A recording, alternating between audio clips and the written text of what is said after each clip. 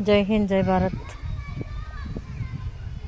આજરોજ જો મુસ્તફાભાઈ તથા અરવિંદભાઈ શેરપુરિયા વગેરે જો વિડીયો મૂક્યા છે ગ્રુપમાં, તે વિડીયો સાંભળી અને મને બી એમ થાય છે કે જે દીપેશભાઈને તમે ગ્રુપમાં ગમે તેવા શબ્દો વાપરો છો, ગમે તેવું બોલો છો, ખરેખર તે યોગ્ય નથી। અને દીપેશભાઈ જે કામ કરે છે એ હજી તમને ખબર નથી।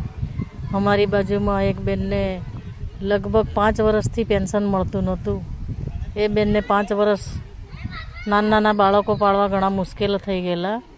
હવે બેનને દીપેશભાઈ જ્યારે એમના માટે દોડધામ કરી અને બેનને 5 વર્ષ પછી પેન્શન અપાયું છે। ઘણા માણસોના જમીનના પ્રશ્ન છે, ઘણાના પોલીસ સ્ટેશનના કામો છે, જાત જાતના પ્રશ્નોના નિકાલ કર્યા છે। અને દરેક બાબતે એ બહુ જ લાગણીશીલ માણસ છે અને કોઈ જોડે મતલબ ગમે તેવું વર્તન બી નથી કર્યું અને દરેકના દુઃખમાં ભાગીદાર બની અને એમને ખૂબ જ એક સંગઠન બનાવ્યું છે। ઘરે ઘરે ફરીને ક્યારેક જમવાનું બી નથી મળ્યું, આખો દિવસ ભૂખ્યા કાઢવો પડે છે અને ગમે તેવું કામ છોડીને કોઈ શહીદ થઈ જાય તો રાત્રે એરપોર્ટ બી જાય છે, શહીદના ઘરે બી જાય છે। અને આપણા એક પેરામિલિટરી પરિવાર છે, એ પરિવાર માટે એમને એટલું બધું જો સાહસ કર્યું છે એટલું કોઈ નથી કરતું। તો એ માણસ પ્રત્યે આટલું બધું બોલો છો એ યોગ્ય નથી। જાતે જ વિચારવાનું અને જરાક ખોટા મેસેજ મોકલો છો એના કરતાં તો તમને દુઃખ થતું હોય તો તમારી આપેલી ફી 3000 રૂપિયા તો કશું ના કહેવાય। 3000 રૂપિયાનું કશું નહીં આવતું। તો 3000 રૂપિયા માટે આટલી બધી બદનામી કરવાની કંઈ જરૂર નથી। માટે આવું ના કરશો, બધા મળીને રહેશો તો મજા આવશે।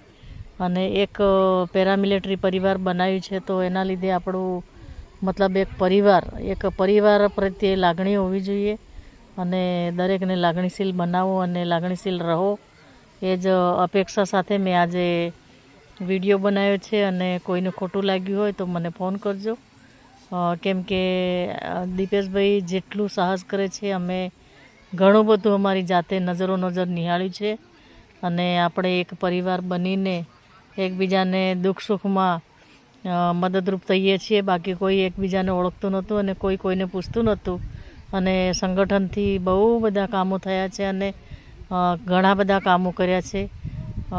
તો બને ત્યાં સુધી આવું ના કરશો એવી મારી